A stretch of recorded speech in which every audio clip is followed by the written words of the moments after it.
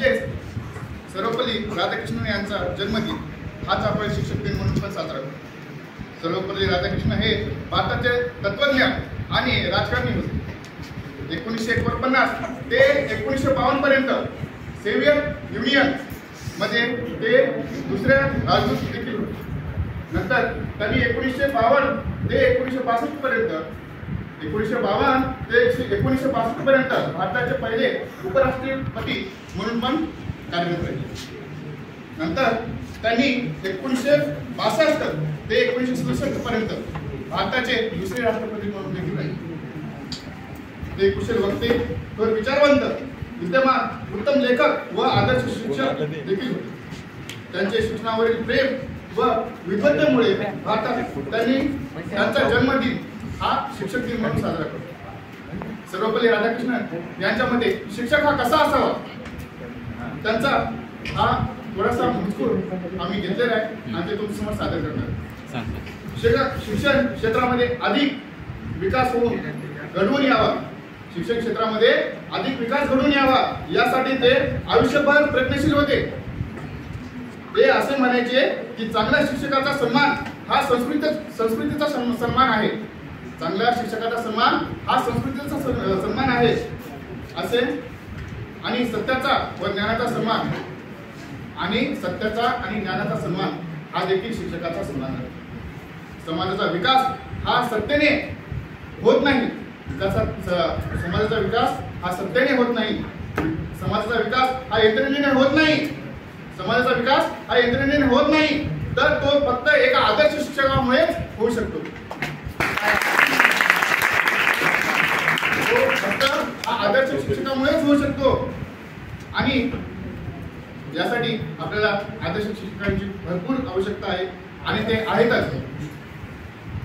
ज्या देशामध्ये शिक्षकाला, किंवा आपण असं म्हणतो शिक्षकांना गुरु देखील म्हणतो, ठीक आहे, ज्या देशामध्ये गुरूंना सर्व मान व प्रतिष्ठा मिळते, ज्या देशामध्ये गुरूंना मान व प्रतिष्ठा मिळते, तिथले लोक प्रज्ञावंत माणसे शिक्षण क्षेत्रातील अधिक असते.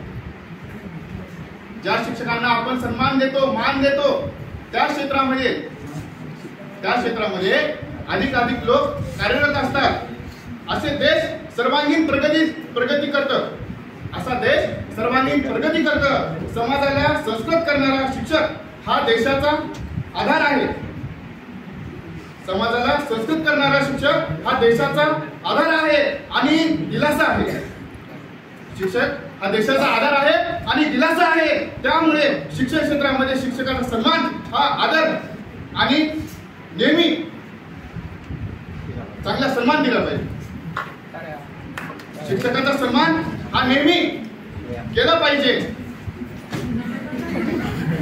तर ठीक आहे, पहिल्यांदा बोलेलो आणि स्टेजचा करेल नाही.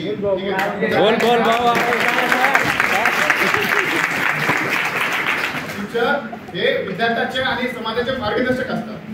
शिक्षक हे समाजाचे आणि विद्यार्थ्याचे मार्गदर्शक असतात. माझ्यासाठी पर्सनल एक्सपिरियन्स सांगतो. माझ्यासाठी जेवढे माझे आई वडील आहेत, तेवढाच मान सन्मान आणि तेवढाच रुतबा आणि तेवढाच काय म्हणतात ते माझ्या शिक्षकांचा देखील करतो. ठीक आहे, तेवढा सन्मान मी माझ्या शिक्षकांचा देखील करतो. शिक्षक हा फक्त एक गुरु नसून तो पूर्णपणे चांगला माणूस घडवण्याचा एक शिल्पकार आहे.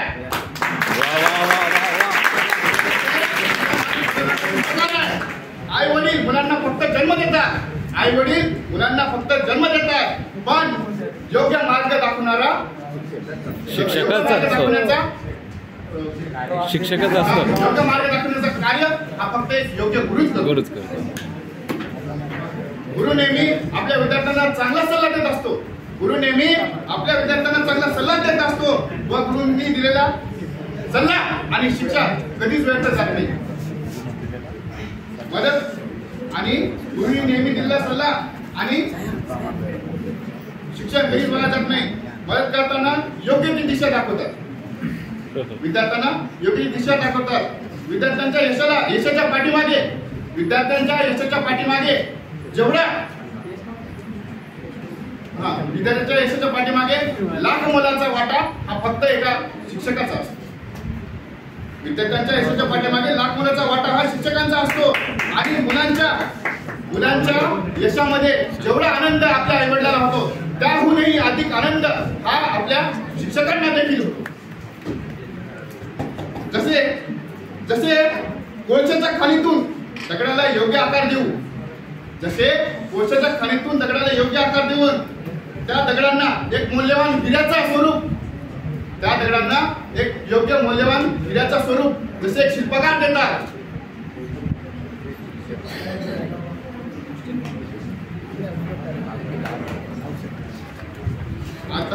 तसे आपले शिक्षक सुद्धा विद्यार्थ्यांना तराशून एक चांगला माणूस व चांगला नागरिक कसे करता येईल यातच त्यांचा सतत प्रयत्न चालू असतो. मेहनत घेत असतात. जास्त जसा हिरा अंधारामध्ये जास्त प्रकाश येतो तसा हिऱ्याचा प्रकाश अंधारामध्ये देखील असतो. तर विचार करा ज्या हिऱ्यामध्ये शिक्षकांनी प्रकाश टाकला असेल त्यांचा प्रकाश किती उंच असेल.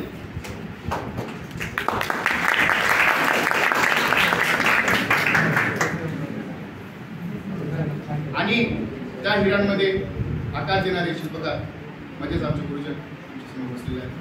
आणि मी खूप भाग्यशाली आहे की तुमच्यासमोर मला बोलायची संधी भेटली. आणि मला पण माझ्या आईनं जन्म दिला आणि एका गुरुनी शिकवलं ज्यामुळे आज मी तुमच्यासमोर बोलू शकतो. आणि गुरूंबद्दल जेवढे बोलावं तेवढे कमी आहे. तेवढे कमी आहे. मी सुरुवातीला म्हणलो गुरु ब्रह्मा गुरु विष्णू गुरुदेव महेश्वरा.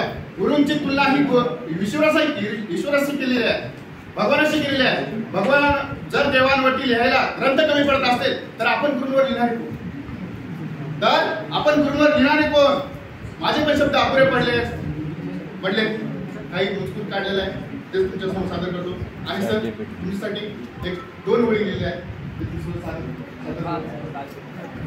गुरु बिना ज्ञान न होते, गुरु बिना दिशा न आसान. गुरु बिना ज्ञान न होते, गुरु बिना दिशा न आसान. गुरु बिना इंद्रिय न सदे, गुरु बिना बडे नशान.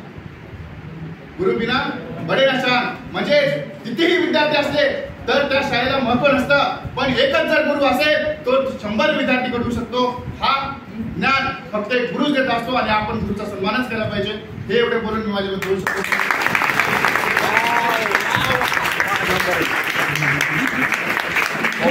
वा वा वा वा वा.